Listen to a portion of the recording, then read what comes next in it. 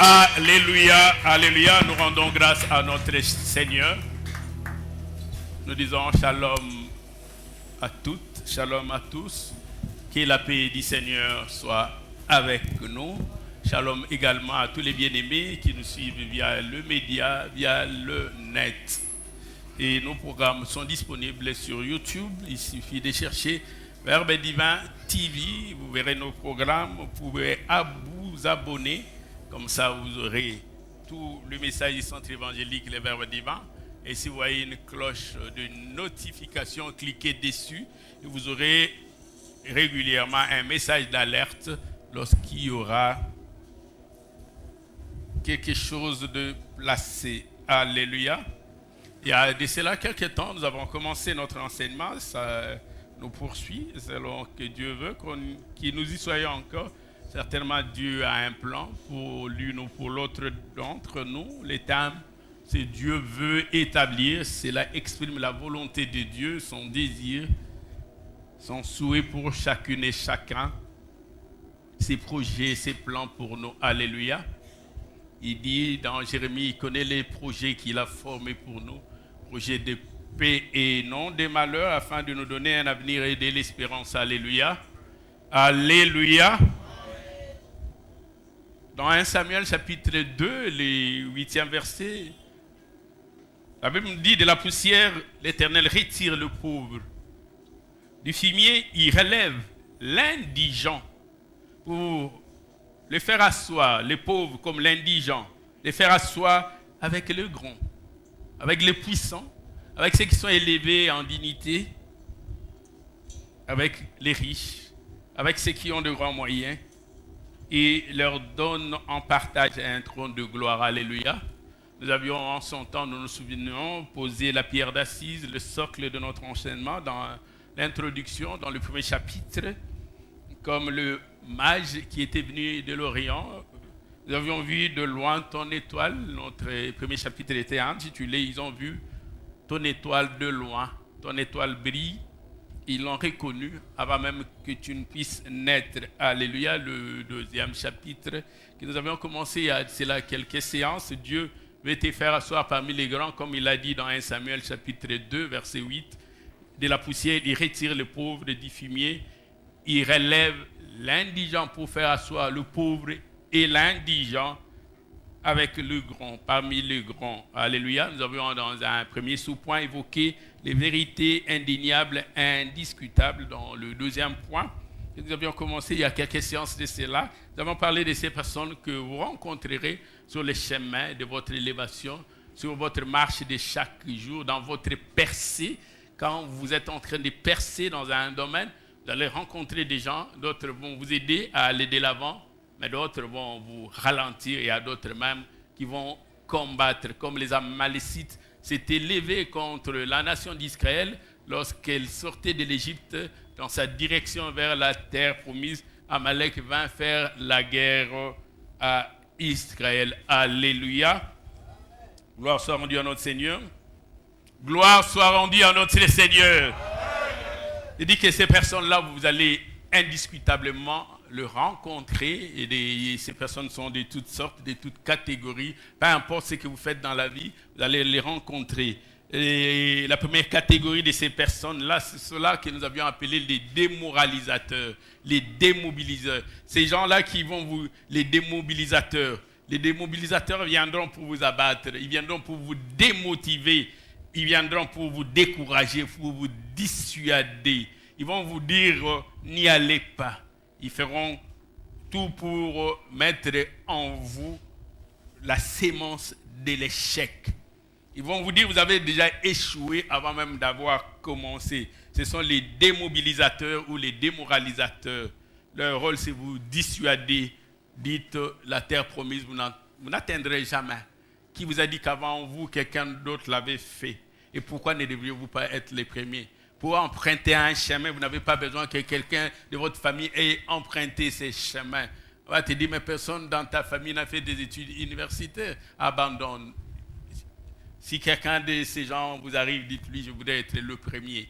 Quelqu'un dans ta famille, il n'y en a aucun qui a acheté une parcelle. Pourquoi tu veux t'en faire? Meurs comme les autres locataires. Ils viendront vous démotiver. Alléluia. Mais aussi, nous avons parlé d'une catégorie assez quand même sublime. Ces personnes-là qui vous démotivent, mais de manière inconsciente. Nous les avons appelés les persécuteurs subliminaux, instinctifs, pulsionnaires.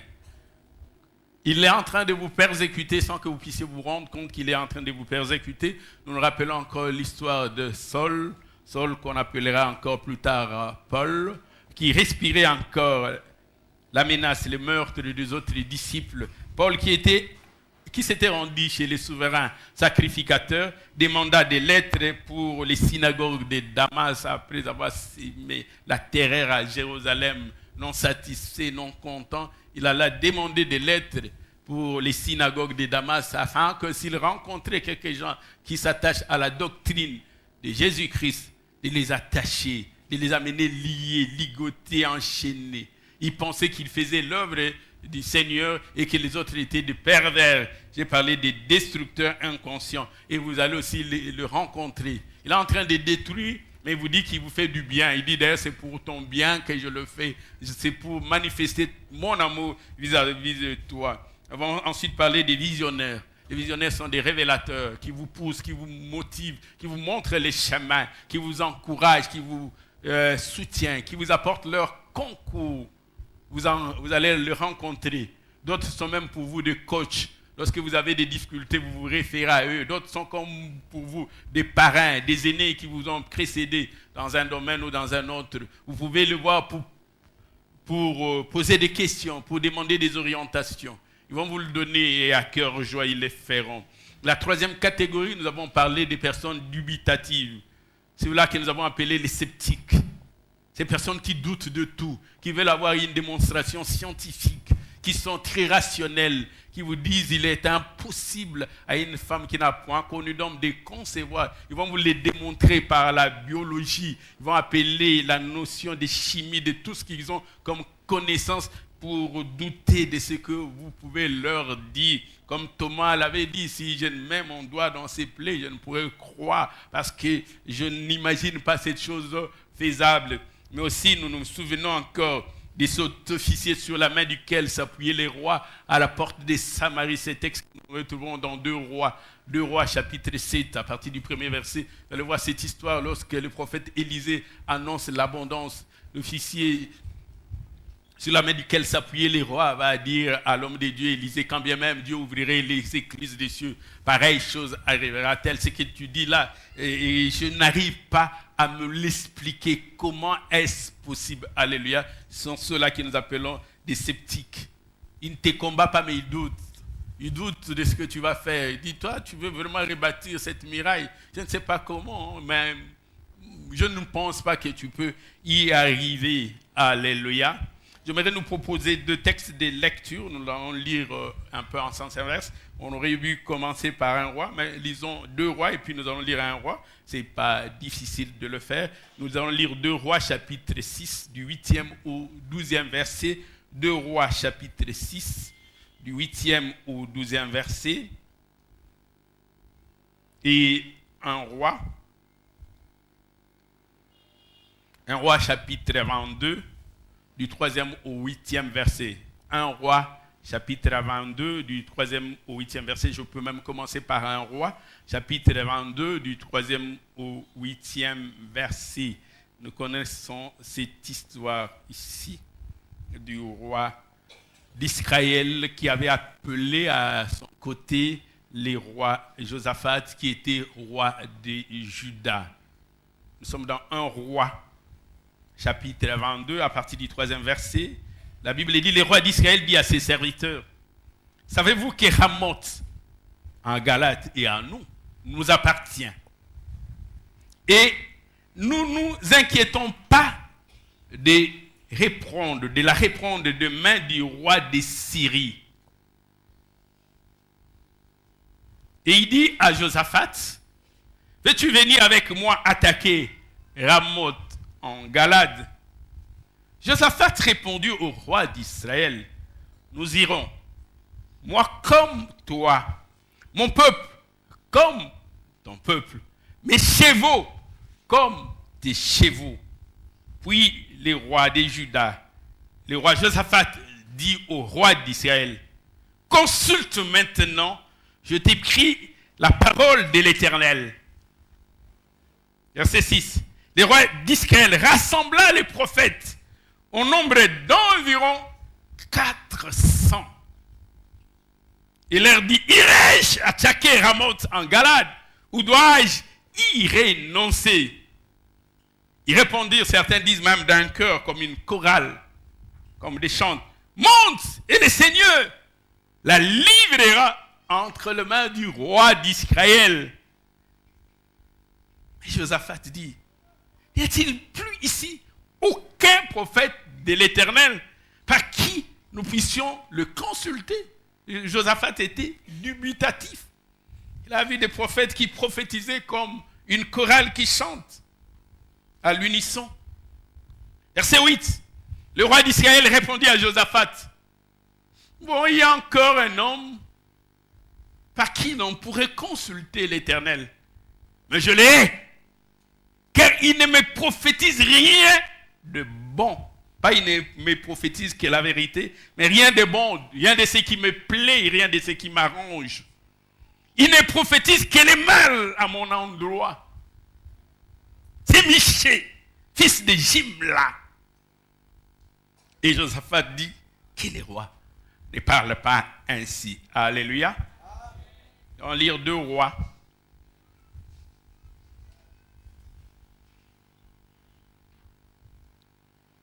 Deux Rois chapitre 6.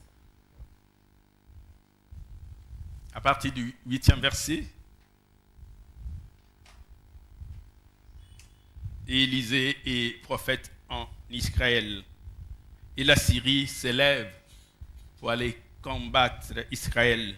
2 Rois chapitre 6 à partir du 8e verset. La Bible dit, les rois de Syrie étaient en guerre avec Israël.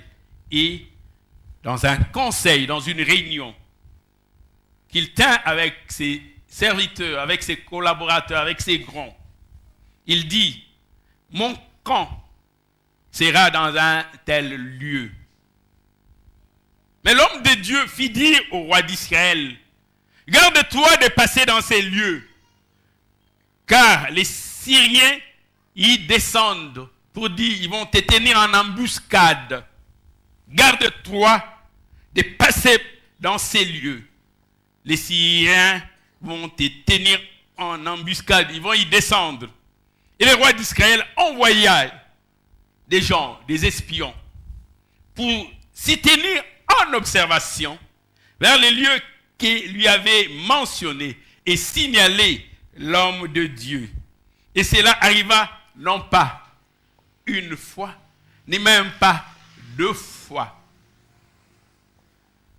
Les rois de Syrie en eurent le cœur agité, le cœur troublé. Le roi de Syrie appela ses serviteurs et leur dit, ne voulez-vous pas me déclarer lesquels de nous est pour le roi d'Israël, lesquels parmi nous est contre le roi de Syrie, favorable à Israël? L'un des serviteurs répondit, personne, ô roi mon Seigneur, mais Élisée, les prophètes qui est en Israël, rapporte au roi d'Israël les paroles que tu prononces dans ton intimité, en privé, dans ta chambre à coucher. Il écoute cela et rapporte ça au roi d'Israël. Est-ce qu'on peut acclamer la parole du Seigneur? Est-ce qu'on peut acclamer la parole du Seigneur? Alléluia. Les 2 textes que nous venons de lire parlent de prophètes. Le 2e texte de 2 Rois parle du prophète Élisée. Et le roi de Syrie, on dit que c'est Ben-Hadad qui avait déclaré la guerre à Israël. Il devait les tenir en embuscade, leur tenir des guet-apens pour qu'ils tombent dans ces pièges. Et toutes les fois qu'il a tenté, jamais Israël n'est tombé dans ces pièges. Même lorsqu'il dit ils passeront absolument par ici, tant de pièges, Ils ne comprenaient pas comment Israël réussissait à contourner, si pas à détourner ses pièges. Ils pouvaient dire des choses en secret, tenir un conseil fermé avec un nombre réduit de membres du conseil. Et il était étonné que les rois d'Israël en sachent le moindre détail. La Bible dit le roi des Syriens a eu le cœur agité. Il va appeler ses conseillers, ses proches. Il dit lesquels parmi vous ou parmi nous est contre moi. Lesquels parmi nous ou parmi vous est favorable au roi d'Israël. J'ai tenté plus d'une fois à lui tendre des pièges. Jamais je n'ai réussi. J'ai tenté des embuscades et toutes les fois j'ai raté de l'avoir. Et même lorsque j'avais la certitude qu'il était entré dans une porte et qu'il devait en sortir, on m'apprendra après qu'il est sorti par la fenêtre. Comment peut-il savoir? Là où je lui tends des pièges. L'un de ceux qui étaient avec lui dans son conseil dit non. Il y a en Israël un prophète. Il y a un prophète en Israël. J'ai dit, il y a un prophète en Israël. Que Dieu nous donne de prophètes qui nous révèlent de choses cachées. Des choses que les méchants décident dans leur conseil des injustes, dans leur conseil des méchants. Lorsqu'ils planifient de nous détruire, lorsqu'ils organisent notre mort, notre chute, notre déclin, il dit ce qu'Israël a, c'est qu'il a un prophète. Tout ce que tu vas décider comme stratégie, tu peux développer de nouvelles stratégies, tu peux avoir de nouvelles armures, tu peux avoir de nouveaux armements. Il saura. Parce qu'il y a un prophète en Israël. Change de stratégie. Laisse le monde des ténèbres adopter de nouvelles stratégies. Je vais le dire encore comme quelqu'un l'a dit, Bakosala et le côté. Attends, va changer ma stratégie. Ils peuvent changer de stratégie. Mais s'il y a un prophète en Israël, s'il y a un prophète au milieu de toi, ils ne les feront rien. Alléluia. Est-ce qu'il y a quelqu'un qui me suit? Est-ce qu'il y a quelqu'un qui me suit? Ils ont tenu des conseils. Mais la chose avait été révélée. Pas parce qu'Élise avait écouté, mais parce qu'il avait l'Esprit de Dieu en lui. Et l'Esprit de Dieu sent de tout. Même les profondeurs de Dieu. Alléluia.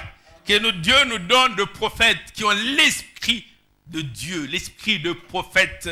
Nous avons suffisamment vu des charlatans. Alléluia. Des gens qui s'appellent prophètes. Et que Dieu n'a pas appelé, que Dieu n'a pas envoyé. Alléluia. Et dans 1 Roi chapitre 22, c'est l'histoire du roi d'Israël qui va appeler le roi du royaume du sud qu'on appelait Juda, qui avait comme siège Jérusalem. Et ce roi, c'était Josaphat, il va se trouver à Samarie avec les rois d'Israël. Et le roi d'Israël va dire à son conseil que Ramoth, et cela a été vrai, qui est en Galade, devait revenir à Israël. Il dit, mais comment nous pouvons laisser les Syriens posséder notre héritage, une portion qui est en nous? Nous devons logiquement aller récupérer. Et comme on le faisait en son temps, on ne commençait pas un combat sans avoir consulté l'Éternel. Le roi Josaphat dit non, on ne peut pas aller en guerre comme ça contre la Syrie. Appelle les prophètes. Nous allons consulter les prophètes. Et le roi d'Israël va appeler une écurie, une légion de prophètes qui venaient chanter sa gloire, sa victoire, son succès. Et qui lui disaient, va, tu battras Syrie. Le roi Josaphat a regardé et dit, ces prophètes ressemblent à ceux-là que les Kinois appellent des atalakou. Je ne veux pas ces atalakou. Il dit, je veux. Est-ce qu'il n'y a pas un autre par qui on puisse consulter l'Éternel pour dire, leurs prophéties ne m'ont pas convaincu. Le roi d'Israël dit, oui, il y en a un. Mais il ne prophétise rien en ma faveur. Moi, j'ai besoin de prophètes qui prophétisent en ma faveur, qui me disent des choses agréables, qui prophétisent mon élévation, ma victoire, le succès, ma supériorité sur les autres nations. Lui, quand il vient dire, je vais dire ce que l'Éternel m'a dit. Je ne l'aime pas. Il dit, c'est qui? Il dit, c'est Michée, fils de Jimla. Alléluia. Aujourd'hui, les gens avaient l'écouté. Les 400 prophètes. des rois d'Israël, qui ressemble aux 450 prophètes de Baal et aux 400 prophètes d'Astarté, qui disent des choses agréables. Lorsqu'un prophète vient nous apporter un message comme celui de Jonas vers les Ninivites, dit encore peu de temps, si vous ne vous repentez pas, Dieu va vous frapper. Nous disons ça, ce n'est pas une prophétie. Nous avons des prophètes qui nous disent, Dieu m'a dit, Dieu voit une grande élévation en toi, tu seras prospère, connu. Là on dit l'Esprit de Dieu en lui et nous venons s'aimer. Et c'est ce genre de prophète qu'avaient les rois d'Israël, qui lui prophétisaient du bien, et toujours du bien. Mais quand Michée il venait dire le contraire. Nous connaissons la fin de l'histoire. Aujourd'hui, je voudrais parler de la 4e catégorie de ces personnes que nous rencontrons dans notre parcours, dans notre marche, dans notre pèlerinage, dans notre percée, dans notre vie de chaque jour. Les prophètes. Les prophètes. Qui sont ou qui est prophète? Nous avons dit la fois passée, c'est lui que Dieu revêt de son autorité afin de communiquer sa volonté aux hommes, aussi d'instruire les hommes.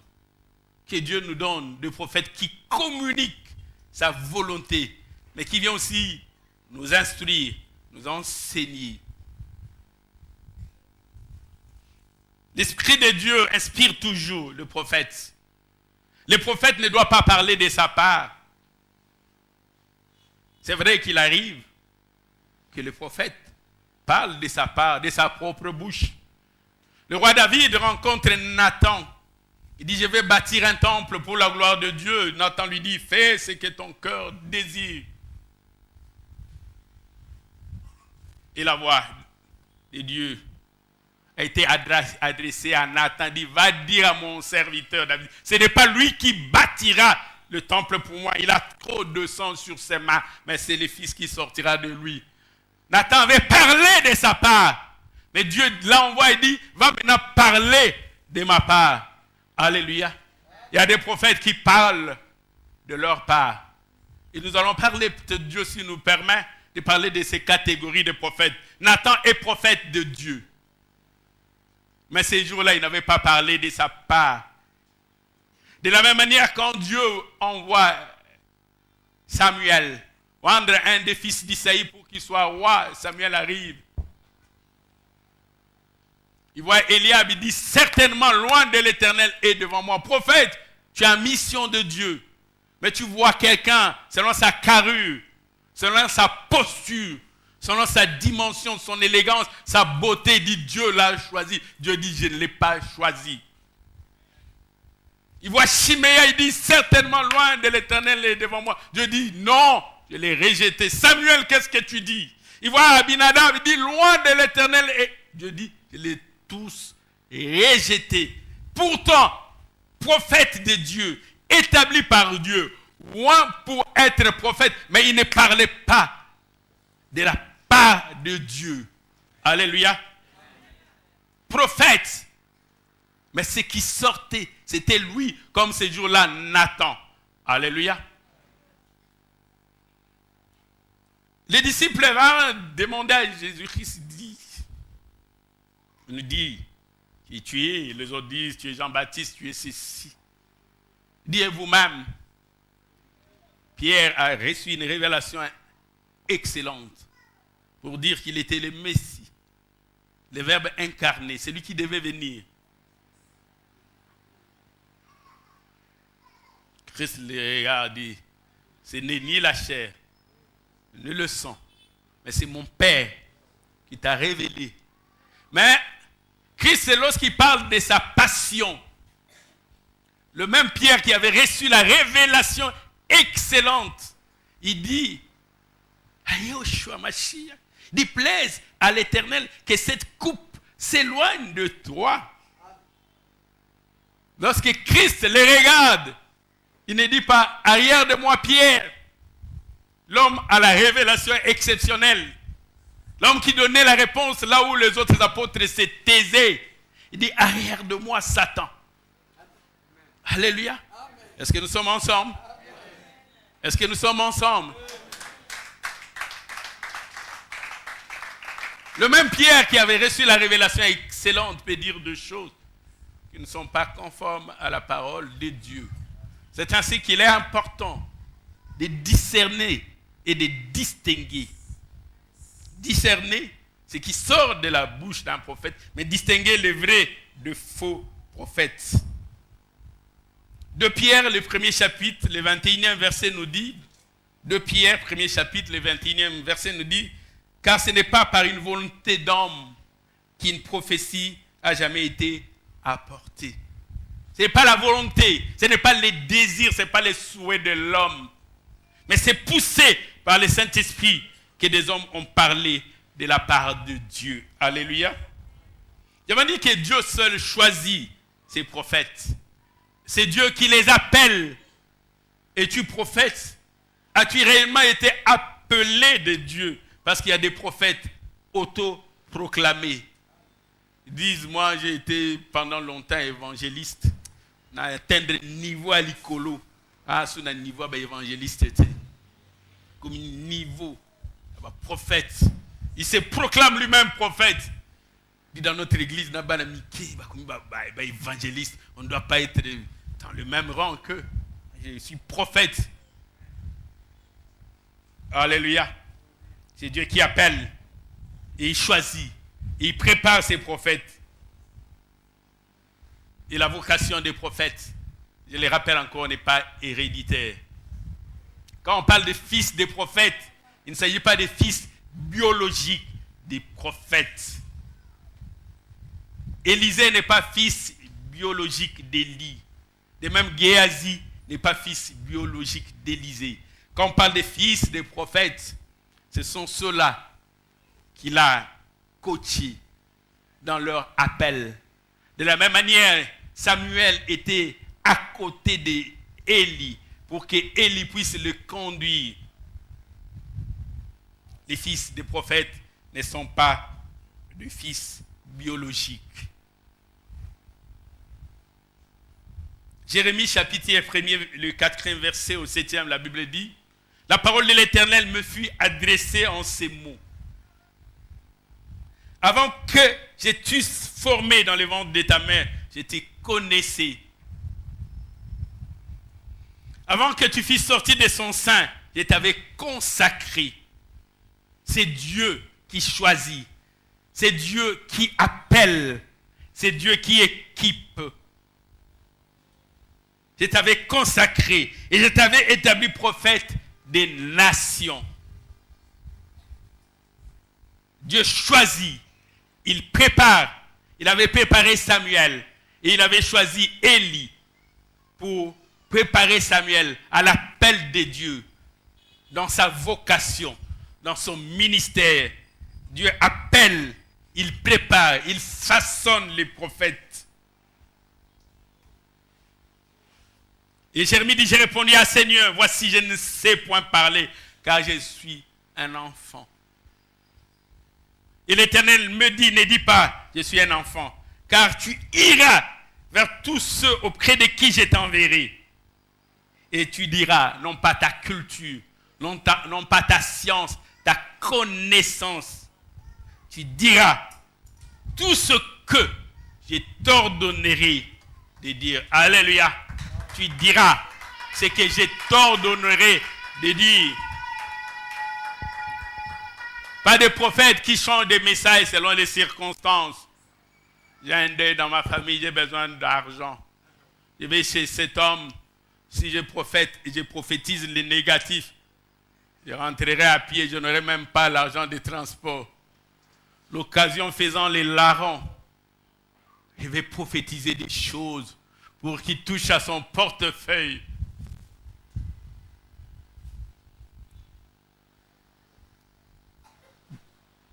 Balak, roi de Moab, avait appelé Balaam. Il dit, maudis-moi ce peuple pour que je le combatte et je puisse le vaincre. Je te donnerai des présents et beaucoup de choses. Tout ce que tu désireras. Balaam va dire, comment maudirais-je celui que Dieu a béni, celui que Dieu n'a pas béni? Il va dire à Balak, je ne dirai ni une grande, ni une petite chose que Dieu ne m'a pas dit. Alléluia. Balaam dit, je ne dirai rien. Et Balak va lui proposer une portion d'Israël. Il dit, ici tu ne vois qu'une portion d'Israël. C'est une partie infime. Maudit même cette petite partie. Balaam va dire, je ne dirai que ce que Dieu m'a demandé de dire. Alléluia. Que Dieu nous donne des prophètes qui ne succombent pas devant le présent, devant le bien matériel, les choses de ce bas monde. Combien de prophètes n'allaient pas saisir cette occasion? Nous pourrons se dire, comme ce jour-là, Saül avait dit, les brebis gras que nous avons gardés, c'est pour te les présenter à l'Holocauste. Nous pourrons se dire, mais c'est bien que je prendrai dans les mains de Balak, c'est pour te bâtir un grand temple, c'est pour ton ministère. Mabeto malamu. Il dit, je ne dirai ni une petite ni une grande chose. Alléluia. J'étais en train de nous donner quelques caractéristiques du vrai prophète. Quelques caractéristiques du prophète authentique. Quelques caractéristiques qui pourront nous aider à identifier le bon, du faux, le vrai, du véritable et de celui qui s'est façonné. Premièrement, les signes. J'aime autant le dire, les signes ne sauraient suffire seuls, car il y a des signes qui sont d'origine fortuite et d'autres même, parfois même, d'origine mensongère. Quelqu'un qui dit, demain il pleuvra, et demain il se met à pleuvoir, il dit, hey, grand prophète! D'origine fortuite. Alors, il y en a un cac. Et ça s'accomplit. Comment ça l'appeler grand prophète? Oh, le bien Moïse Salama. Vous vous souvenez? C'était en 1978. Vers 16h, car il avait prophétisé la pluie. Et depuis 1978, on attend une prochaine prophétie. D'origine fortuite aussi, mensongère, comme les 400 prophètes que le roi d'Israël avait appelés. Je voudrais dire, les signes peuvent aussi être d'origine mensongère, mais aussi peuvent venir du monde des ténèbres. Il y a des signes qui peuvent aussi venir des sciences occultes. Je voudrais dire à quelqu'un, même les magiciens peuvent donner des signes. Même les devins, les démons, les sataniques et les satanistes peuvent donner des signes. Ce n'est pas parce que tu as vu des signes, tu dis j'ai vu moi-même, on ne m'a pas raconté, j'étais là, que cela vient de Dieu. Je voudrais dire à quelqu'un, les signes ne suffisent pas. Non, lui c'est un vrai prophète, j'ai vu des signes. J'ai dit à quelqu'un, cela ne suffit pas. Alléluia. Est-ce qu'il y a quelqu'un qui me suit? Est-ce qu'il y a quelqu'un qui me suit? J'aimerais que nous puissions lire Exode chapitre 7, versets 10 à 11. Exode chapitre 7. Ne venez pas me dire, j'ai vu des signes. Exode chapitre 7, versets 10 à 11. Nous nous rappelons Exode, c'est Moïse. Moïse devant Pharaon d'Égypte. Moïse est avec Aaron. Exode, chapitre 7. Histoire des enfants d'Israël qui doivent quitter l'Égypte, mais que Pharaon retient. Et Dieu envoie Moïse dire à Pharaon qu'il libère son peuple pour qu'il lui rende un culte agréable. Exode 7, verset 10. Moïse et Aaron allèrent auprès de Pharaon et firent ce que l'Éternel avait ordonné. Aaron jeta sa verge devant Pharaon et devant ses grands, ses serviteurs. Et la verge d'Aaron devint un serpent. Quel signe! Cela n'avait pas ému Pharaon. Pharaon est resté de marbre. D'ici ça ne tient qu'à ça. Pharaon appela les sages et les enchanteurs, tous ceux qui étaient avec lui. Et les magiciens d'Égypte, eux aussi, jetèrent leurs verges et qui devinrent par enchantement des serpents. Je voudrais dire, il n'y a pas que la verge de Aaron qui qui peut se transformer en serpent. Même les magiciens, par leur enchantement, peuvent transporter un morceau de bois en serpent. Ce n'est pas parce que tu as vu ainsi que tu dis cela vient de Dieu. Alléluia. D'origine mensongère. Plus loin encore, Moïse et Aaron, toujours devant le cœur endurci de Pharaon, vont accomplir un autre miracle que nous voyons dans Exode, chapitre 8, le verset 6 et le verset 7. Exode, chapitre 8, verset 6. Aaron étendit sa main sur les eaux de l'Égypte, d'autres disent sur les Nils, et les grenouilles montaient et couvraient le pays d'Égypte. Prise la soupe. Pharaon, parle encore. Comme disent les enfants, mets encore la bouche. Verset 7. Mais les magiciens en firent autant par leur enchantement. Ils firent aussi monter les grenouilles sur le pays d'Égypte. Alléluia. Je voudrais dire que ce ne sont pas des signes qui vont attester qu'il s'agit d'un vrai prophète. Et Paul, dans sa deuxième lettre aux Thessaloniciens, nous met vraiment en garde. J'aime beaucoup ce texte de 2 Thessaloniciens, chapitre 2, verset 9. 2 Thessaloniciens, chapitre 2, verset 9.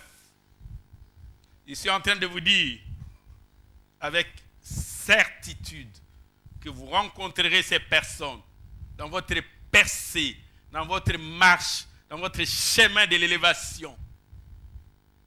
Et si vous n'êtes pas enseigné, ils vont même ébranler votre foi.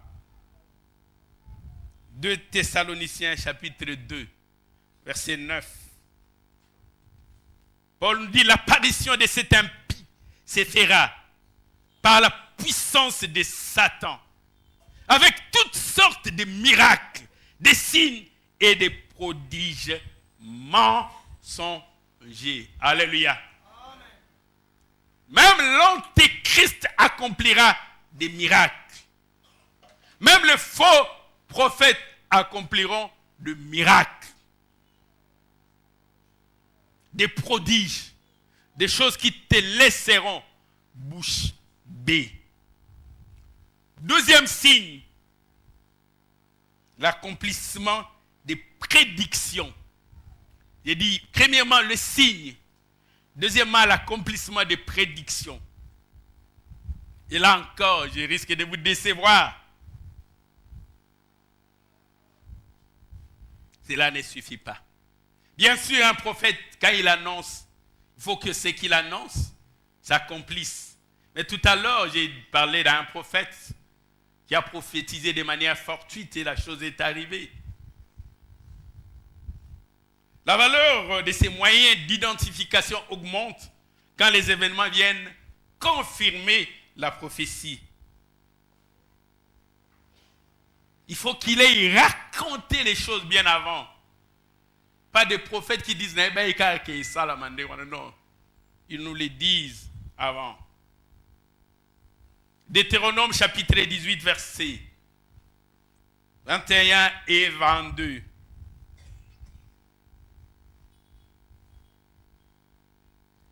Deutéronome chapitre 18, du 21e au 22e verset. Peut-être diras-tu dans ton cœur, comment connaîtrons-nous la parole que l'Éternel n'aura point dite? Comment nous allons distinguer ce qui vient de Dieu et ce qui ne vient pas de Dieu? Il dit, quand ce que dira le prophète n'aura pas lieu et n'arrivera pas. Ça déjà, vous les gommez, vous les disqualifiez, vous l'écartez. Ça sera une parole que l'Éternel n'aura point dite. C'est par audace que le prophète l'aura dite. Alléluia. Mais Jean, dans sa première lettre, le 4e chapitre, le premier verset nous dit, 1 Jean chapitre 4, le premier verset, 1 Jean chapitre 4, le premier verset dit, bien-aimé, N'ajoutez pas foi à tout esprit. N'ajoutez pas foi à tout esprit. Alléluia. J'ai dit encore, n'ajoutez pas foi à tout esprit. Mais éprouvez les esprits pour savoir s'ils sont des dieux. Car plusieurs faux prophètes sont venus dans le monde. Il n'a pas dit viendront, il dit même sont déjà venus. Ils opèrent déjà, ils sont déjà en activité. Ils sont même déjà entrés en fonction. Ils ont même déjà accumulé quelques années d'expérience. Ils changent de stratégie. Quand vous avez découvert comment ils font, ils changent. Ils envoient des émissaires. Vous avez découvert la stratégie des émissaires envoyés. Ils changent. Alléluia. Aujourd'hui, les gens publient leur vie sur les réseaux sociaux. Et voulez-vous que le prophète ne sache rien de votre vie? Mais vous étalez déjà votre vie. Il peut même vous donner votre date de naissance. Ah, danser. Il dit même date de naissance. C'est quoi ça, cette histoire? Date de naissance, aujourd'hui, tout le monde connaît. Votre vie est étalée. Même quand vous avez voyagé, vous avez publié. Il a voyagé. Oh Dieu, mais mon frère. Mais quand on voit les réseaux sociaux, on le sait déjà. Plusieurs faux prophètes sont venus.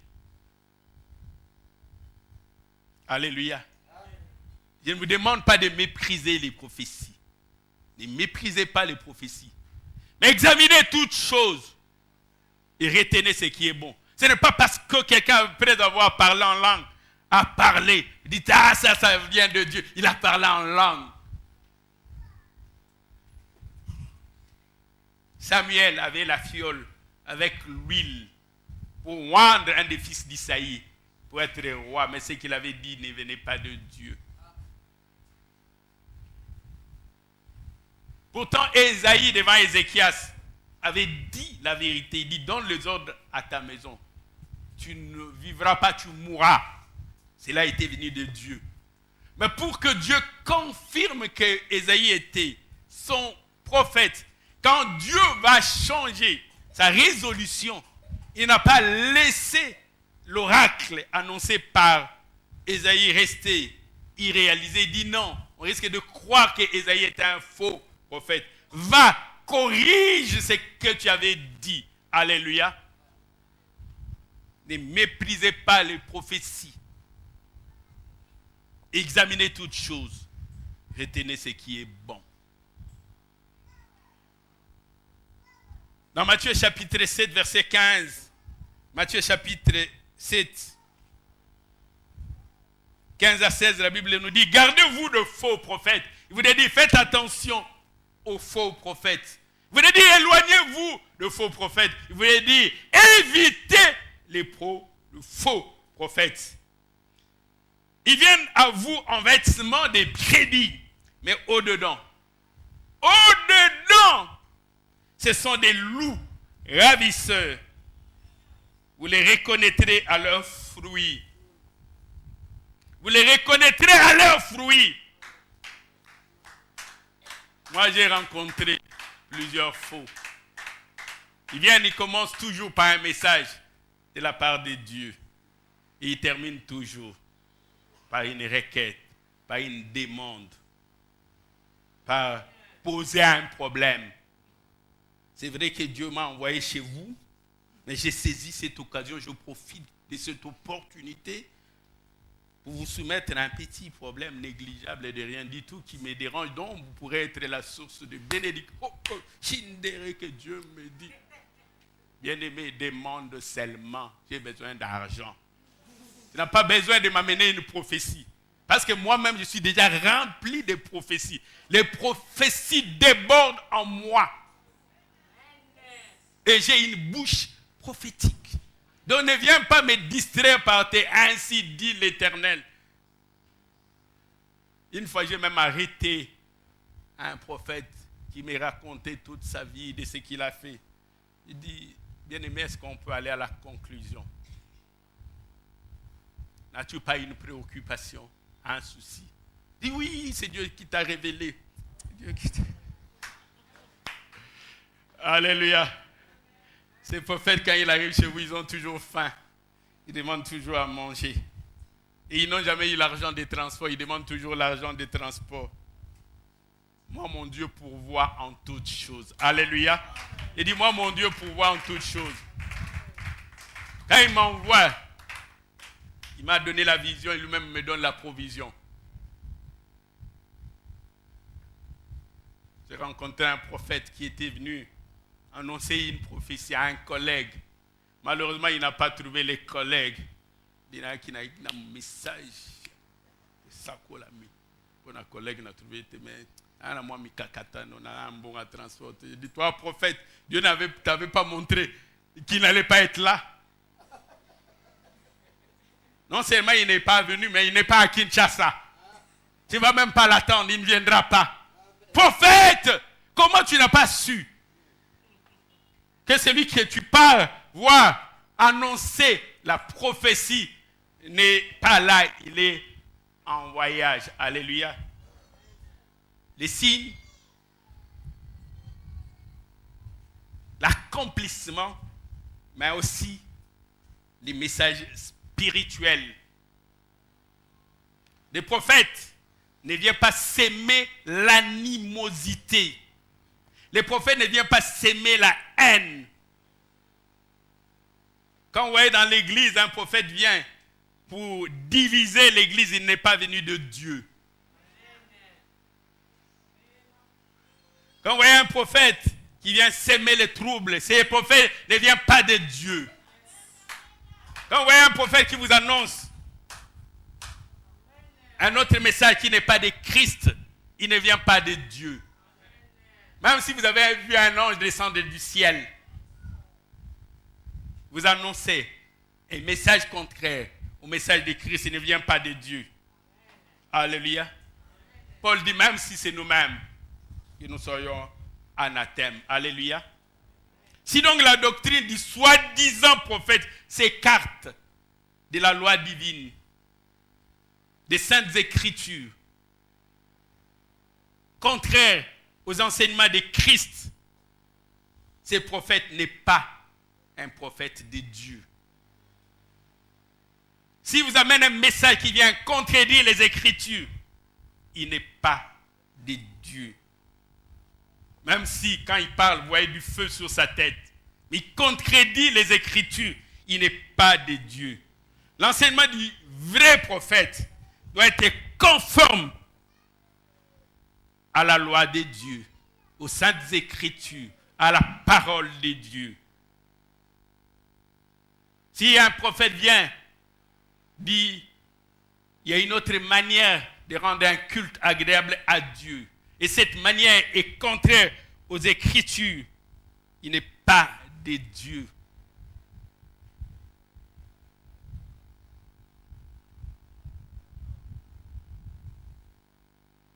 Deutéronome chapitre 13, versets 1 à 3 nous dit, il résume un peu cette pensée. Deutéronome chapitre 13. J'aimerais que vous reteniez cela fermement. Parce que vous le rencontrerez, ces gens, sur votre chemin. Quand vous commencez à vous élever, vous allez le rencontrer, même dans le ministère, même dans le travail. J'ai suivi beaucoup de témoignages, même dans le full gospel. J'ai vu des gens élevés en grâce. Et d'autres personnes sont venues leur dire, pour asseoir votre autorité, pour que votre pouvoir devienne inébranlable. Voici. Et ces gens, et malheureusement pour beaucoup, ils avaient mordu. Et après, ils s'étaient rendus compte que c'était une grosse erreur. La vraie élévation ne peut venir que de Dieu. Deutéronome chapitre 13, du 1er au 3e verset. La Bible dit, s'il s'élève au milieu de toi un prophète ou un songeur. Deutéronome chapitre 13, du 1er au 3e verset. S'il s'élève au milieu de toi un prophète ou un songeur qui t'annonce un signe ou un prodige et qui est accomplissement du signe, il y a les signes, il l'annonce et ça s'accomplit. Accomplissement du prodige dont il t'a parlé en 10 ans. que cela va arriver. Cela ne suffit pas. J'aime beaucoup ce qu'ajoute le verset 2, la partie B. Il t'a annoncé des choses, mais à la fin il dit, allons auprès d'autres dieux, de dieux que tu ne connais point, des pratiques qui sont contraires à la parole de Dieu. Servons les dieux de fonte, des dieux faits de mains d'hommes, de dieux de bois, de dieux de fer, d'airain. Invoquons les morts. Il dit, dans le verset 3, tu n'écouteras pas les paroles de ces prophètes ou de ces songeurs. Il a annoncé, tu as vu des signes, et ces signes se sont accomplis. Mais à la fin, il dit, allons invoquer les morts vers ceux qui poussent des sifflements, ceux qui descendent dans des eaux profondes, qui invoquent les morts. Il dit, tu n'écouteras point ces prophètes. Ce n'est pas parce qu'Abandaï Maram. Tu ne l'écouteras pas. Alléluia. Les prédictions étaient un aspect important du ministère du prophète et contribuent à donner du crédit à la crédité, à accréditer de l'homme de Dieu. Mais l'homme de Dieu puise même dans les choses passées, dans le présent, pour nous aider à voir le futur.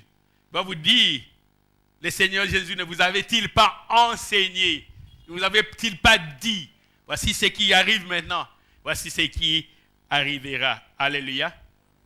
Il doit chercher à convertir le peuple de Dieu. Chercher à les ramener à Dieu. La condamnation était sur le peuple de Ninive, sur les Ninivites.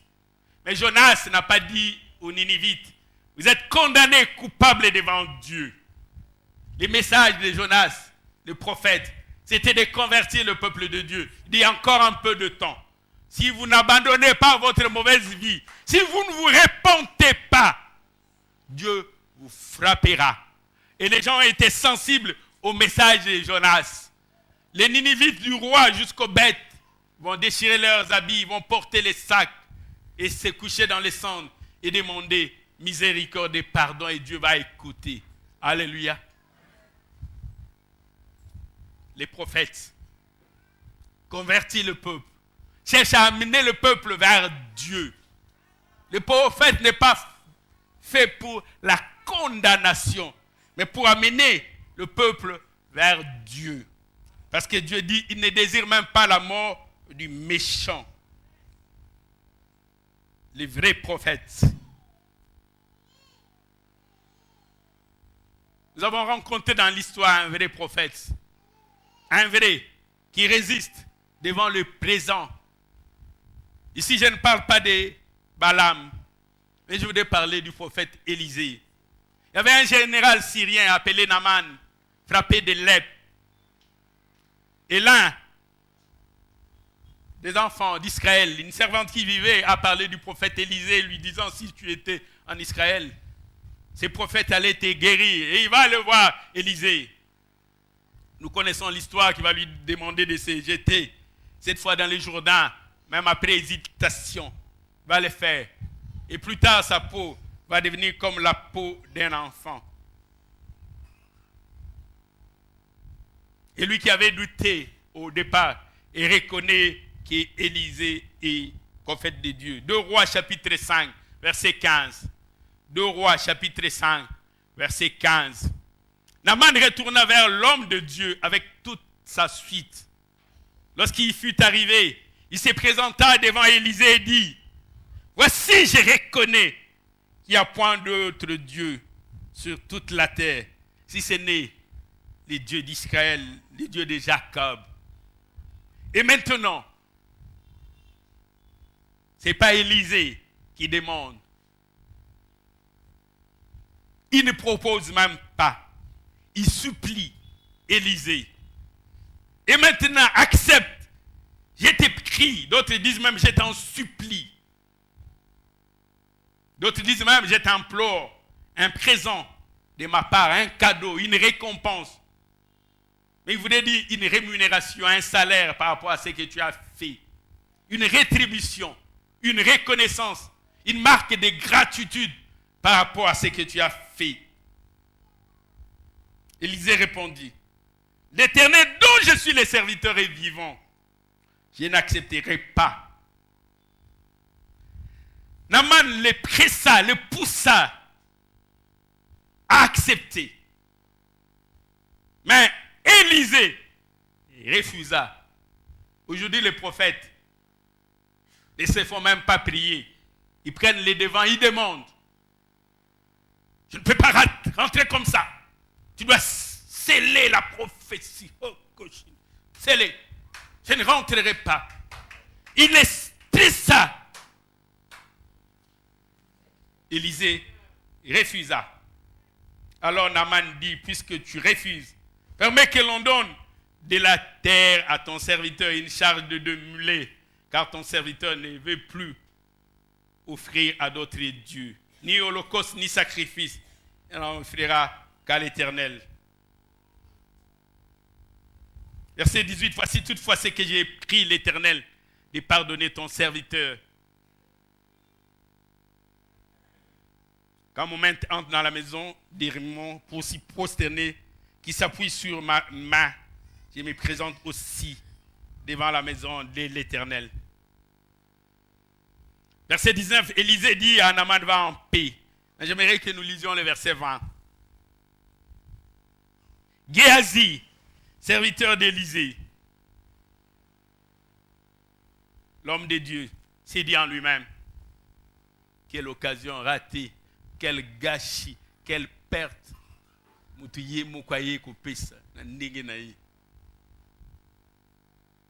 dit après, tu viendras dire, nous n'avons pas la farine. Tu viendras dire, nous manquons les ânes. L'occasion est là. Après le soir, tu vas me dire, allez chercher du bois. Géhazi dit non, moi j'ai la révélation. Géhazi, serviteur d'Élisée, homme de Dieu, s'est dit en lui-même, voici mon maître aménagé à Tikié, à Kende Pamba. Ces Syriens, en n'acceptant pas de sa main ce qu'il avait apporté. L'Éternel est vivant. Je vais courir après lui et j'en obtiendrai quelque chose. Alléluia. Alléluia. Que Dieu nous donne des prophètes comme Élisée. Que Dieu nous donne des prophètes comme Élie le Tishbite. Seul devant 450 prophètes de Baal, devant 400 prophètes d'Astarté, il ne pouvait pas dire Takabae Bélé. Bélé, quand même 850 prophètes ne peuvent pas se tromper comme moi-même à Tabae Bélé. Alléluia. Il dit à Tabae Bélé. Que Dieu nous donne des prophètes comme Élie. Il y a des vrais prophètes, mais aussi le faux. Il y a plusieurs faux, plusieurs catégories de faux. Parmi les faux, il y a ceux qu'on appelle les imposteurs. Soit ils parlent d'un faux Dieu, comme les prophètes de Baal.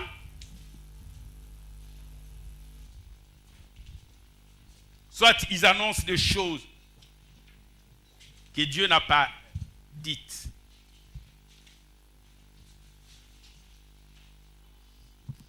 Il y a les imposteurs. Vous allez les voir témoigner. Il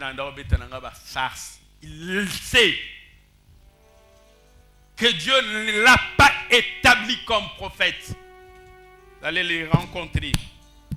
Des imposteurs. Ils sont conscients de leur fourberie.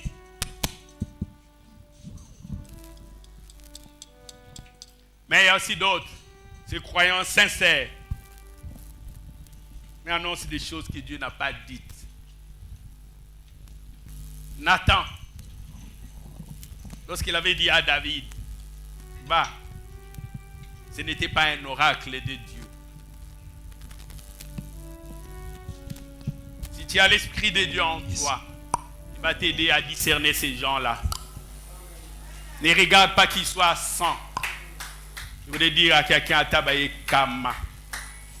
Pas un abandon nul. Atabaye Kama. Est-ce qu'on peut se tenir debout devant ces dieux grands? Les rois de Syrie avaient développé des astuces. Il avait mis des embuscades. Et ça là qui est de l'autre côté. Tango nzamba za na ngambo na yo. Ba stratégie na bango nyonso eko sala et l'autre côté. J'aimerais que nous puissions le confesser. Tenons-nous debout, tenons-nous debout. Élevons les mains vers le trône de Dieu. Atabaye 450, Atabaye 400. 400 le col à prophète y a starté. 400 comme le prophète d'Israël. Mais Michée seul pouvait les confondre. Seigneur, nous voulons avoir des véritables au milieu de nous. Des prophètes qui amènent le peuple vers toi.